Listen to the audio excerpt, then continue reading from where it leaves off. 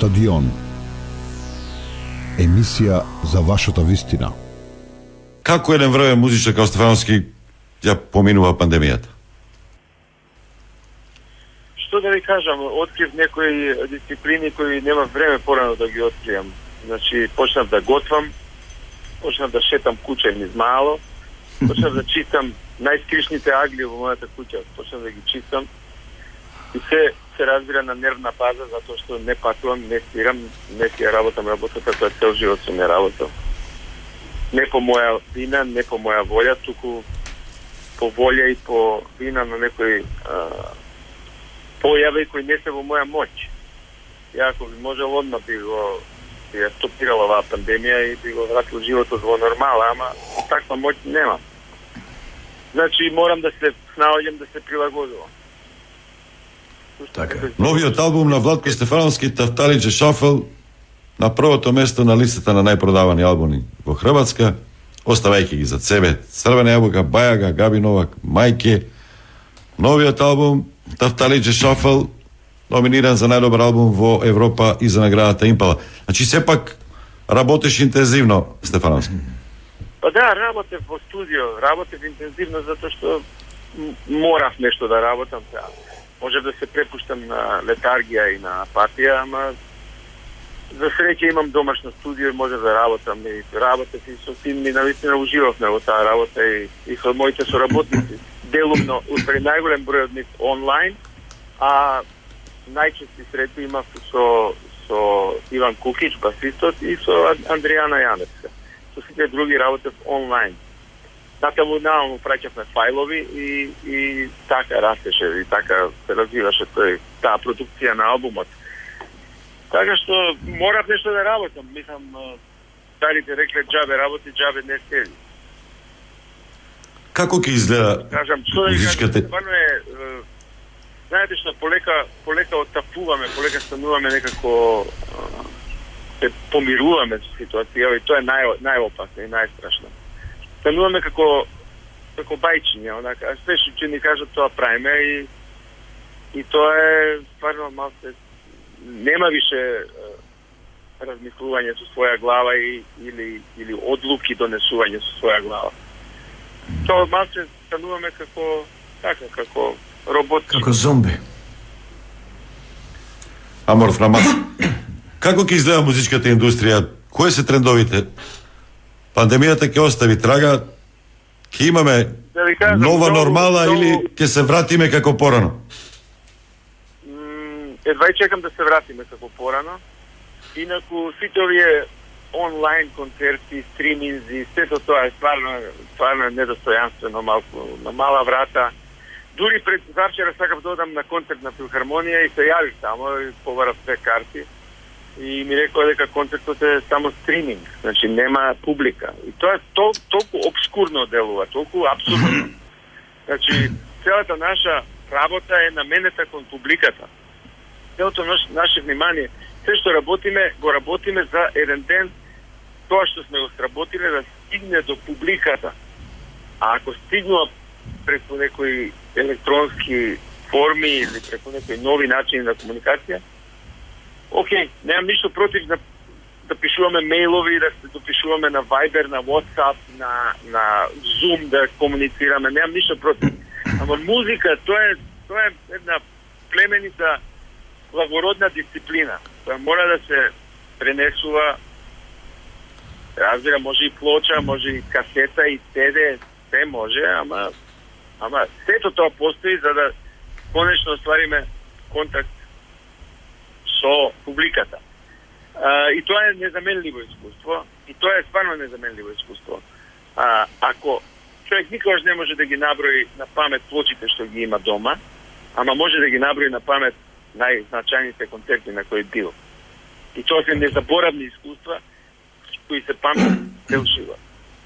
Значи, мислам, тачно ги знам концертите што ми оставиле најмногу впечаток. Тоа биле во живо, не биле онлайн, не биле снимки, не биле стриминзи.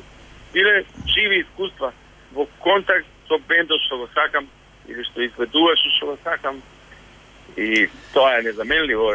Како ќе изгледа, ја не сум видови да знам како ќе изгледа ова понатаму, ама и музичката индустрија е нервозна, не со право, и Мик Джегер е со право нервозен, и му се восхитувам на енергијата на 70 и кусур години и на гневот што го има на тие години. Он може слободно да шета кучиња и внуци и правнуци по паркови и зеленила, меѓутоа љут е затоа што некој му го ускратил правото да работи. И да го работи оно што најдобро го знае. Да, фейк, фудбалски аплауз, зборува. Сепак има и некои ретро појави, еве се враќаат плочите за сладокуци. Значи, сепак дигитализацијата не може да издоминира целосно. Се плашам дека нема враќање од дигитализацијата, дека само напред ќе оди. Не знам дали ги приметивте вчера. Ја вчера ги видов, а син ми ги виде и завчера, овие сателитите на Илон Маск помина над Македонија. Тоа не дека се врати назад, тоа ќе оди само напред во некој правец кој само најбогатите и најмоćните го знаат. Ние само може да се чудиме да купиме нов телефон и нов компјутер, ама овие што имаат моќта и што ги имаат парите, тие го знаат планот. Ние не го знаеме. Да. Добро, сепак, ако го следиме Маск, тоаш можеме да очекуваме многу скоро концерт на Марс. Или на некоја друга планета. Нека го и вратат концертите на Земјата, а за Марс ќе причекаме, нема проблем. Нека ги вратат концертите, нека го вратат. Еве тие експериментални концерти што ги прават, еве тоа, колку што знам, во Барселона концертот не направил кластер. Сега ќе чекаме овој концерт во Ливерпул што го направи да видиме дали ќе направи кластер. Ама концертите се најмал проблем. А испаднавме музичарите, отствари музиката испадна најзабранета активност. Значи најзабранета. Еве се пуштаат кафани, да, ама без музика. И што им смета музиката? Не ми е јасно. Што им сметаат музичарите? Да, никога нема јасно. Музикуваат кластер, прават музичари, прават еуфорија, па луѓе почнуваат да си дишат во врат еден на друг. Не знам, не разбирам. Стефановски, кога да го очекуваме првиот концерт? Па јас имам некои датуми, би требало овој месец да имам еден концерт во Словенија.